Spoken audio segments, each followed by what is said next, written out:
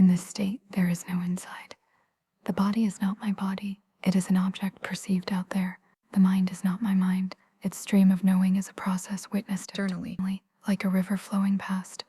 Because of this, there is no mind that can feel, no body that can feel, but there is a seeing that can know the totality of what a feeling is. The entire architecture of an emotion is known directly, without being subject to the experience of it. This knowing is not an act of inquiry. It is a spontaneous illumination. I just see, and in the seeing, the knowing is already present. Meaning unfolds from what is seen, layer by layer, without a self to figure it out. Knowing happens by itself, without a knower. The entry into this is not an action. I don't perceive the bridge between the will to move my hand and the movement itself. It simply happens just like moving the hand. So too here. There is no paying of attention. The part of the mind that tries is the first thing to fall away.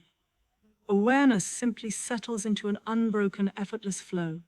And in this flow, what remains is I. It cannot be perceived. There is no sensation, no thought, no feeling by which a self can be located or confirmed. The question, do I exist, becomes unanswerable, as there is no inner data to reference. Everything that constitutes the universe, matter, energy, thought, meaning, is out there.